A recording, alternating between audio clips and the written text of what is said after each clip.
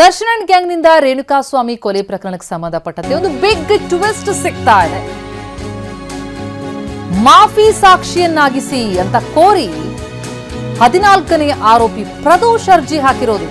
ಈ ಪ್ರಕರಣಕ್ಕೆ ಹೊಸ ತಿರುವು ಸಿಗ್ತಾ ಇದೆ. ಸತ್ಯ ಹೇಳ್ತೇನೆ, ಕ್ಷಮೆ ನೀಡಿ ಅಂತ ಪ್ರದೋಷ್ ಅರ್ಜಿ.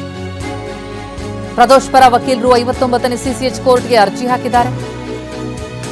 ಪ್ರತ್ಯೇಕ ಜೈಲು ಕೊಠಡಿಯಿಂದ ಪ್ರದೋಷ್ ಹಾಜರುಪಡಿಸಲು ಮನವಿ. ಕೋರ್ಟ್ಗೆ ಮನವಿ ಸಲ್ಲಿಸಿದ್ದಾರೆ ಪ್ರದೋಷ್ ಪರ ವಕೀಲರು. ದರ್ಶನ್ ಕೊಠಡಿ ಬಿಟ್ಟು ಬೇರೆ ಕೊಠಡಿಯಿಂದ ಹಾಜರಿಗೆ ಮನವಿ ಸಲ್ಲಿಸಿದ್ದಾರೆ. ಪ್ರದೋಷ್ ಪರ ವಕೀಲರಿಂದ ಈ ಮನವಿ ಸಲ್ಲಿಕೆಯಾಗಿದೆ. ಈ ಬಗ್ಗೆ ಪ್ರಾಸಿಕ್ಯೂಷನ್ ನಿಲುವನ್ನ ತಿಳಿಸೋದಕ್ಕೆ ಕೋರ್ಟ್ ಸೂಚನೆ ಕೊಟ್ಟಿದೆ. ಈ ಬಗ್ಗೆ ಇನ್ನಷ್ಟು ಡೀಟೇಲ್ಸ್ ಕೊಡ್ತಾರೆ ನಮ್ಮ ಪ್ರತಿನಿಧಿ ಶಿವಪ್ರಸಾದ್. ಈಗ ನೇರ ಸಂಪರ್ಕದಲ್ಲಿದ್ದಾರೆ. ಶಿವಪ್ರಸಾದ್, ಬಹಳ ಬಿಗ್ ಟ್ವಿಸ್ಟ್ ಇದು.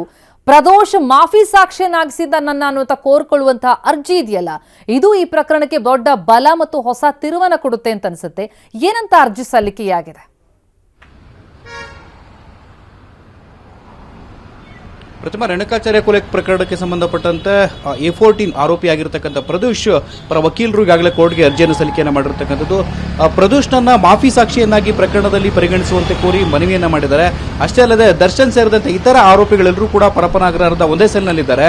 ಇವರನ್ನ ವಿಡಿಯೋ ಕಾನ್ಫರೆನ್ಸ್ ಮೂಲಕ ಸಾಕ್ಷಿಗೆ ಹಾಜರುಪಡಿಸುವಂತಹ ಸಂದರ್ಭದಲ್ಲಿ ಪ್ರತ್ಯೇಕ ಕೊಠಡಿಯ ಮೂಲಕ ಹಾಜರುಪಡಿಸುವಂತೆ ಕೂಡ ಆ ಒಂದು ಮನವಿ ಪತ್ರದಲ್ಲಿ ಮನವಿಯನ್ನ ಮಾಡಿರ್ತಕ್ಕಂಥದ್ದು. ಆ ಪ್ರಕರಣದಲ್ಲಿ ರೇಣುಕಾಸ್ವಾಮಿ ಕೊಲೆ ಪ್ರಕರಣದಲ್ಲಿ ಆರೋಪಿಗಳಿಗೆ ಸಂಬಂಧಪಟ್ಟಂತೆ ಪ್ರದೋಷ್ ಏನಿದೆ, ಪ್ರದೋಷ್ ನೀಡುವಂತಹ ಸಾಕ್ಷಿ ಅಥವಾ ಹೇಳಿಕೆ ಏನಿದೆ, ಇದು ಸಾಕಷ್ಟು ಮಹತ್ವವನ್ನು ಪಡೆದುಕೊಳ್ಳುತ್ತೆ. ಪ್ರಕರಣದಲ್ಲಿ ತನ್ನನ್ನು ಮಾಫಿ ಸಾಕ್ಷಿಯನ್ನಾಗಿ ಪರಿಗಣಿಸುವಂತೆ ಕೋರಿರ್ತಕ್ಕಂಥ ಹಿನ್ನೆಲೆಯಲ್ಲಿ ಅಷ್ಟೇ ಅಲ್ಲದೆ ಆ ಒಂದು ಮನವಿ ಪತ್ರದಲ್ಲಿ ಮತ್ತೊಂದು ಮನವಿಯನ್ನು ಮಾಡಿರ್ತಕ್ಕಂಥದ್ದು.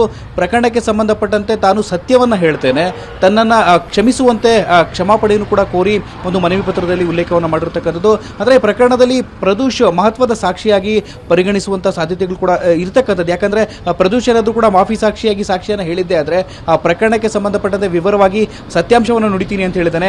ಆ ಪ್ರಕರಣದಲ್ಲಿ ಪ್ರದೋಷ್ ರೋಲ್ ಏನಾಗಿತ್ತು, ತದನಂತರದಲ್ಲಿ ಇತರ ಆರೋಪಿಗಳ ಪಾತ್ರ ಏನು ಅನ್ನೋದ್ರ ಬಗ್ಗೆ ಪ್ರದೋಷ್ಗೆ ತಿಳಿದಂತಿರ್ತಕ್ಕಂಥ ಸತ್ಯವನ್ನ ಆತ ಹೇಳ್ತೀನಿ ಅಂತ ಹೇಳ್ಕೊಂಡಿರ್ತಕ್ಕಂಥದ್ದು. ಈ ಹಿನ್ನೆಲೆಯಲ್ಲಿ ಪ್ರಕರಣಕ್ಕೆ ಸಂಬಂಧಪಟ್ಟಂತೆ ರೇಣುಕಾಸ್ವಾಮಿಯ ಕೊಲೆ ಪ್ರಕರಣದಲ್ಲಿ ಇರತಕ್ಕಂಥ ಆರೋಪಿಗಳ ವಿರುದ್ಧ ದೋಷಾರೋಪಣೆಯನ್ನು ಪೊಲೀಸರು ಹೊರಡಿಸಿದ್ದಾರೆ. ಈ ಒಂದು ದೋಷಾರೋಪಣೆಯನ್ನ ಚಾರ್ಜ್ ಶೀಟ್ಗೆ ಸಂಬಂಧಪಟ್ಟಂತೆ ಉಲ್ಲೇಖಿಸಿದಂಥ ಅಂಶಗಳನ್ನು ಕೋರ್ಟ್ನಲ್ಲಿ ಸಾಬೀತುಪಡಿಸೋದಕ್ಕೆ ಪ್ರದೋಷ್ ಒಂದು ಮಹತ್ವದ ಸಾಕ್ಷಿಯಾಗಿ ಪ್ರಾಸಿಕ್ಯೂಷನ್ಗೆ ಈ ರೀತಿಯಾಗಿ ಪ್ಲಸ್ ಪಾಯಿಂಟ್ ಆಗ್ತಾನೆ ಅಂತ ಹೇಳಲಾಗ್ತಿರ್ತಕ್ಕಂಥದ್ದು.